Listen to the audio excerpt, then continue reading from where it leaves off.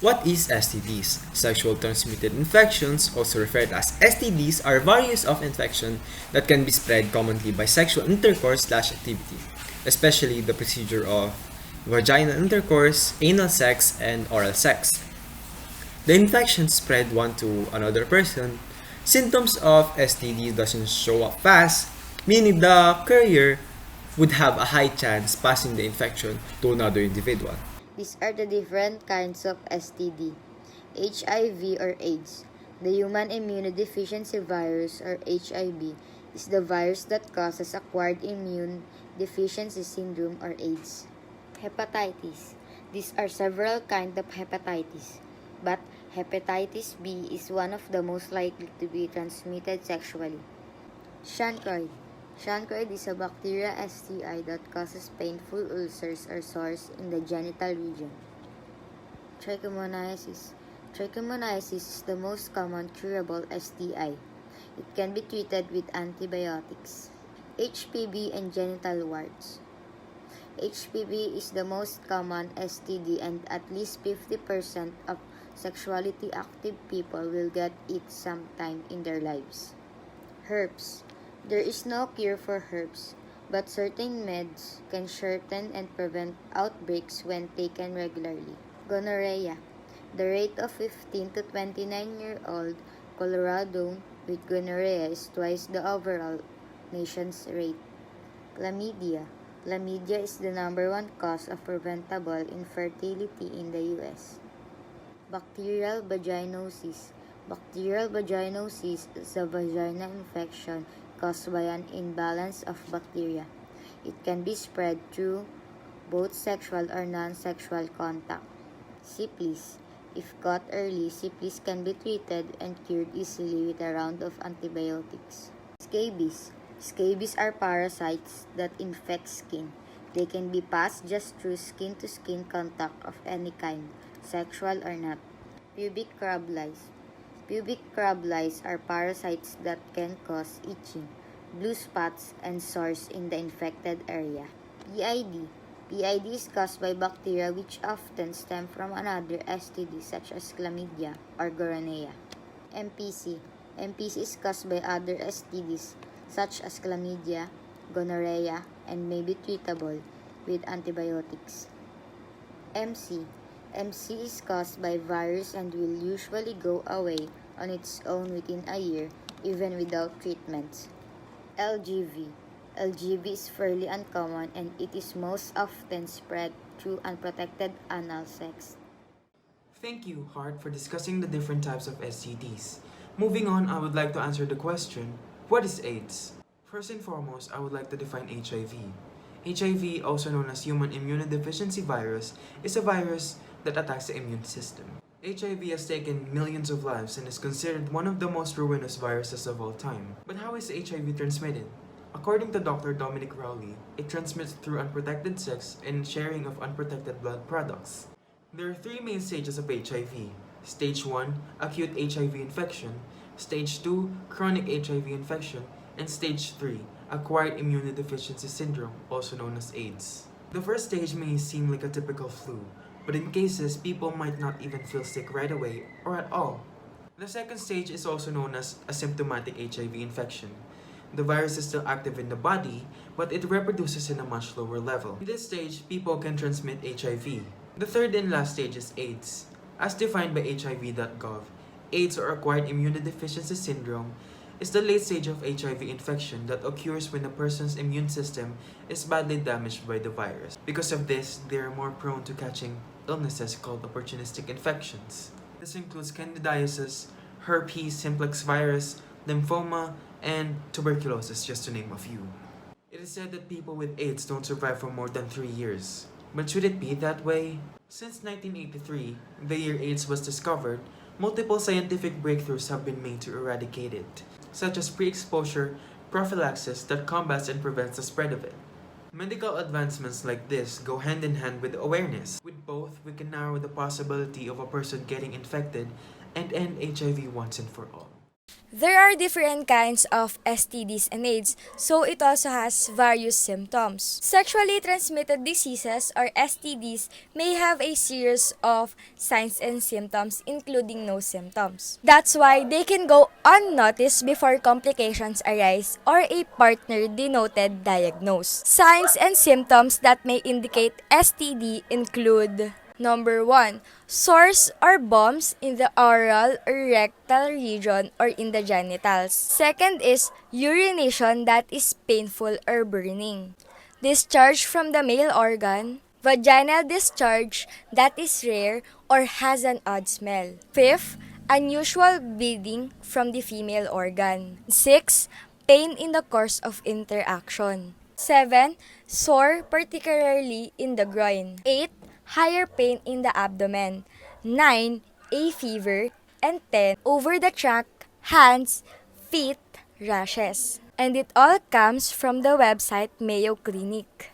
While acquired immunodeficiency syndrome or the AIDS has a variety of complications start to arise as the immune system weakens. Large cysts or swollen glands that may be bloated for more than 3 months are the first symptoms of infection for several individuals. Other signs that are commonly encountered months to years before AIDS begins include: 1. Lack of energy or tiredness. 2. Loss of weight. 3. Night sweats and frequent low-grade fevers. 4. Frequent infections with yeast in the mouth. 5. Skin rashes or hard-to-heal flaky skin. Lastly, short-term memory loss. Now I'm going to inform you on ways that STDs can be prevented. One of the most common methods of preventing STDs is by the usage of male latex condoms every time you do sexual intercourse. Condoms decrease your likelihood of getting STDs by 80% than if you're not wearing them. Another method of preventing STDs is by vaccinating. Vaccines against infections like HPV, hepatitis A, or hepatitis B are already being commonly administered, although there's still a chance that you may not have been vaccinated yet. Other vaccines are under development, including those for HIV and herpes. Although this may seem obvious, one of the easiest way to prevent contracting STDs is to simply ask your partner and make sure that they do not have any diseases. In a similar vein, another method is abstinence. Simply refraining from sexual activities will obviously take away any chance of you getting an STD. Now, none of the methods I have listed are a surefire way to prevent STDs. But in conjunction with each other, the chances of you contracting STDs will definitely lessen drastically. Thank you, Francis, for explaining the preventions and awareness on STDs. Now, I'm going to talk about the census for STDs in the Philippines. What are the effects of STDs? First, HIV or AIDS predominantly affects people in their most economically productive years. Their subsequent inability to work outside the home, to generate an income or to care for children, tend guidance or pursue an education has meant that many are facing enormous hardships and difficulties. In some places, as many as 30% of all pregnant women are HIV positive. Second, sex work carries occupational risk, not least of which is frequent exposure to sexually transmitted infections or STIs. STI prevalence among sex workers in low-income countries often surpasses 50% and may reach 80 to 90% when chronic viral infections are included. Third, sex workers also face extreme high risk of sexual acquired HIV infection with incidence rates as high as 17 per 100 persons a month. Yet, it is estimated that only 16% of sex workers in low and middle income countries have access to even basic HIV prevention services.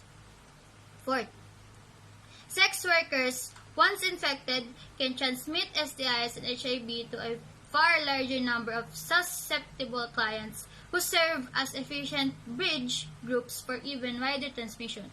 Because of this multiplier effect, effective interventions with sex workers and their clients can avert many more infections than would be prevented by general population strategies alone. And lastly, empirical data from Asia and Africa confirm that interrupting transmission in commercial sex networks can lead to large reductions in community HIV and STI prevalence and reverse rapidly growing epidemics. Here is the 2017 demographic data about STDs in the Philippines. In May 2017, there were 1,098 new HIV antibody seropositive individuals reported to the HIV/AIDS and ART Registry of the Philippines or HARP. This was 48% higher compared to the same period last year, and also the highest recorded cases ever since 1984. 87% of those were asymptomatic at the time of reporting. Mostly 95% were male. The median age was 28 years old. The age range is 2 years to 67 years. More than half belong to the 25 to 34-year age group, while 30% were youths aged 15 to 24 years. The regions with the most number of reported cases were National Capital Region or NCR with 404 cases, Region 4A with 155 cases, Region 3 with 108 cases, Region 7 with 98 cases, and Region 11 with 60 cases. An additional 273 cases came from the rest of the country. Thank you, Joy. In addition to that, sexually transmitted infections, or STIs, remain a public health problem worldwide. With more than 1 million people acquiring an STI every day in the Philippines, the total number of people with STIs other than human immunodeficiency virus, or HIV, infection is not known.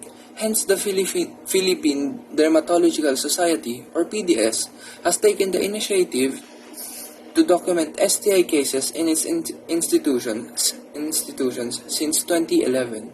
Syphilis, human papilloma virus, or HPV, herpes simplex virus, or HSV, and HIV infections are some of the most common STIs in our country.